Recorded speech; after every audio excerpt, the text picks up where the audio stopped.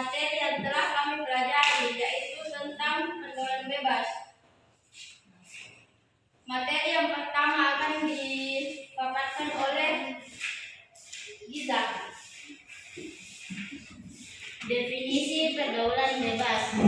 Dari segi bahasa, pergaulan adalah proses bergaul, sedangkan bebas adalah lepas sama sekali, tidak terhalang, terganggu, dan terbatasi sehingga boleh bergerak, berbicara, berbuat, dan sebagainya secara leluasa. Dapat diartikan bahwa pergaulan bebas adalah tindakan atau sifat yang dilakukan oleh individu atau kelompok dengan tidak terkontrol dan dibatasi oleh aturan-aturan dan norma yang berlaku di masyarakat. Dalam praktik kehidupan sehari-hari, pergaulan bebas identik dengan perilaku yang dapat merusak tatanan nilai dalam masyarakat. Kartono, seorang ilmuwan sosiologi, menjelaskan bahwa pergaulan bebas merupakan gejala patologi sosial pada remaja yang disebabkan oleh suatu bentuk pengabaian sosial sehingga mengakibatkan perilaku yang menyimpang.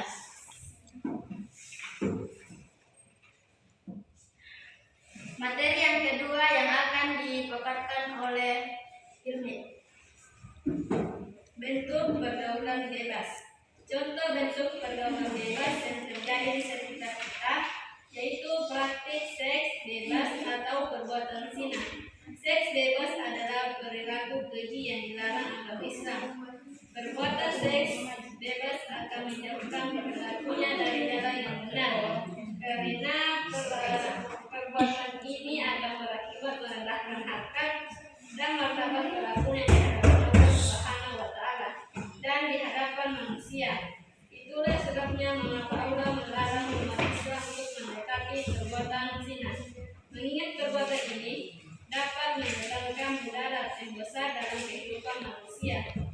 Dalam pandangan Islam, Quran Surah An-Nur ayat 2 mengandung penjelasan yang bersifat pasti karenanya zina merupakan perbuatan kriminal atau jarimah yang dikategorikan hukuman hudud, yakni suatu jenis hukuman atas perbuatan maksiat yang menjadi hak Allah Subhanahu wa Ta'ala. Tak ada seorang pun yang berhak memaafkan kemaksiatan zina tersebut, baik oleh penguasa ataupun pihak yang berkaitan dengannya. Berdasarkan Quran Surah An-Nur ayat 2, pelaku perzinaan baik laki-laki maupun perempuan harus dihukum dera cambuk sebanyak 100 kali. Namun jika perbuatan perzinaan itu sudah muhsan atau pernah menikah, sebagaimana ketentuan hadis Rasulullah SAW, maka diterapkan hukuman rajam apabila kesalahan perbuatan zinanya terbukti sesuai dengan syarat-syarat yang ditetapkan oleh agama. Baiklah, materi yang ketiga yang akan dipaparkan oleh saya sendiri yaitu menelaah isi dan kandungan Quran Surat An-Nur ayat 2. Isi dan kandungan Quran Surat An-Nur ayat 2 sebagaimana pembahasan tersebut dengan demikian adalah perintah yang pertama, perintah Allah Subhanahu wa Ta'ala untuk menghukum dera atau cambuk sebanyak 100 kali masing-masing untuk orang yang beriman atau masyarakat di wilayah di mana keduanya tinggal. Yang keempat, penyebutan kata azania atau perempuan pezina lebih dahulukan daripada kata azani atau laki-laki pezina, karena akibat dari perzinahan tersebut dapat nampak dengan jelas terlihat pada perempuan akibat kehamilan, atau jika sampai terjadi kehamilan atau dampak negatif yang diakibatkan perzinahan lebih banyak ditanggung oleh perempuan daripada laki-laki. Yang kelima, dalam aturan dan norma agama, perempuan apalagi seorang gadis tidak dibenarkan untuk pergi ke tempat-tempat yang sepi kecuali dengan mahramnya. Berbeda dengan laki-laki yang dapat pergi kemana saja sendirian, karena apabila terjadi sesuatu, maka sesungguhnya pihak perempuanlah yang paling dirugikan. Baiklah, itulah materi yang telah kami paparkan. Saya akan membuka sesi pertanyaan kepada kalian. Sesi tanya jawab kepada kalian. Baik, saya akan memberikan pertanyaan di kelompok 2. Apa saja contoh pergaulan bebas yang terjadi di sekitar kita? Baiklah, saya akan menjawab pertanyaan dari kelompok 1, yaitu contoh bentuk pergaulan bebas yang terjadi di sekitar kita, yaitu praktik seksual bebas atau perbuatan zina. Seksual bebas adalah perilaku keji yang dilarang agama Islam. Perbuatan seksual bebas akan menjauhkan pelakunya dari jalan yang benar, karena perbuatan ini akan berakibat merendahkan harkat dan martabat pelakunya di hadapan Allah Subhanahu wa taala. Apakah jawabannya sudah benar? Ya.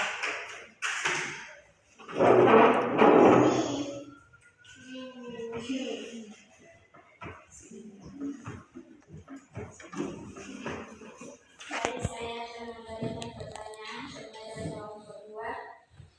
Kenapa seseorang yang menuduh orang lain berzina harus dimintai pertanggungjawaban? Baik, saya akan menjawab pertanyaan dari kelompok 3. Ketika seseorang telah menuduh orang lain berzina, maka ia akan dimintai pertanggungjawaban atas tuduhan tersebut dengan wajib menghadirkan 4 orang saksi. 1 diantaranya adalah dirinya sendiri, yang semuanya memberikan kesaksian bahwa tertuduh telah berzina dan melihat secara langsung tanpa terhalang oleh apapun. Kesaksian keempat orang ini pun harus sama. Baiklah, apakah pertanyaan yang saya jawab sudah benar?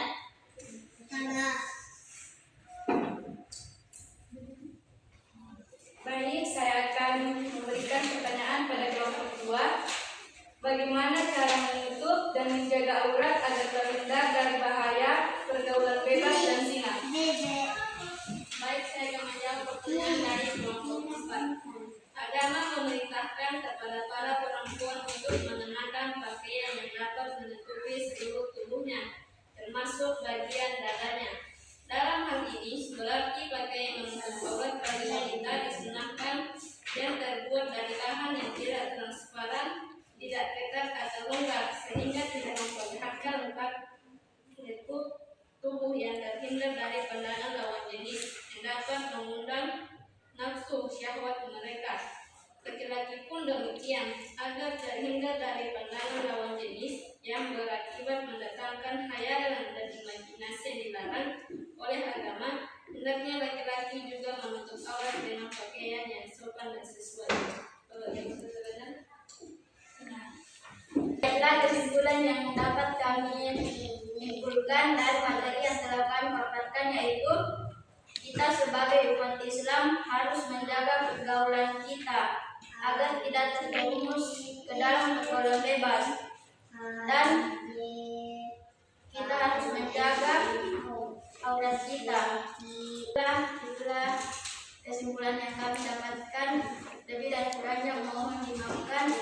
Assalamualaikum warahmatullahi wabarakatuh.